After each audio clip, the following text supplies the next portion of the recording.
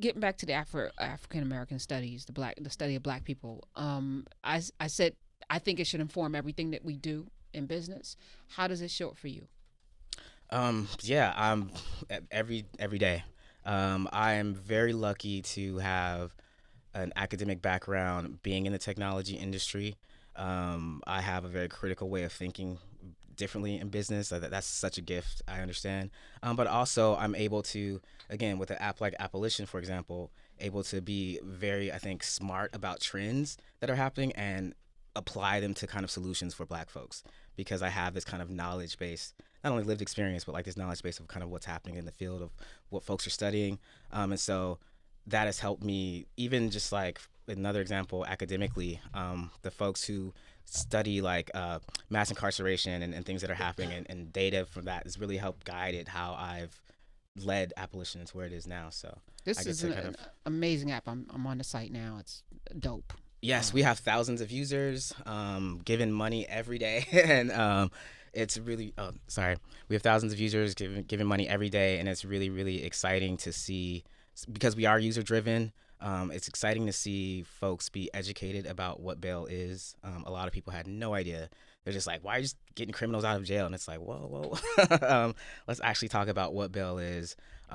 So what is bail? So bail is if someone is charged with a crime and a judge grants someone bail, depending on I'm not sure how the judge decides that. But, we can go into a conversation about that, but a judge grants an individual bail so that they would show up for their court case. right. And they're not guilty. Exactly. They're just charged with a crime.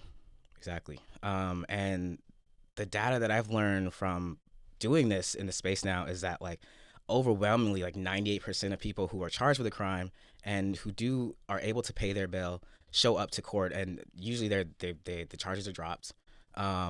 But yeah, like 98% of those people show up who are granted bail. And so a lot of folks, when they were learning about abolition and were like, why would I give money to get a criminal out of jail? And it's just like, well, actually, like, let's sit back and like, let's think about how bail works. Like, you can't, and no, everybody doesn't get bail. Like, a judge has to say, we are granting this to you.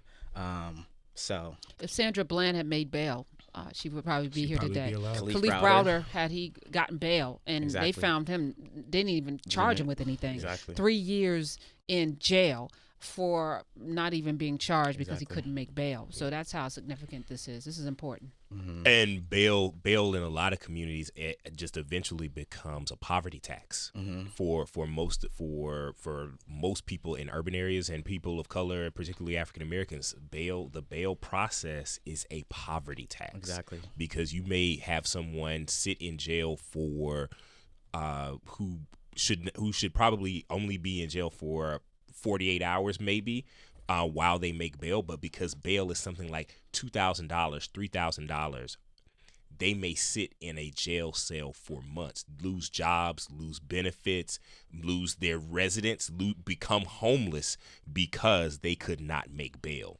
And Usually for some bull crap Exactly. charge. Yeah. And some that we've learned through abolition is that some folks have bail as low as like in the tens of dollars and cannot afford it and end up staying in jail for months. And there's some folks that we've actually learned from the bail funds that we work with that they've paid bail up to like $60,000 for someone who has been charged with committing even a nonviolent crime, which is like ridiculous. And how like different states decide how much a person pays bail and who can pay bail for that person.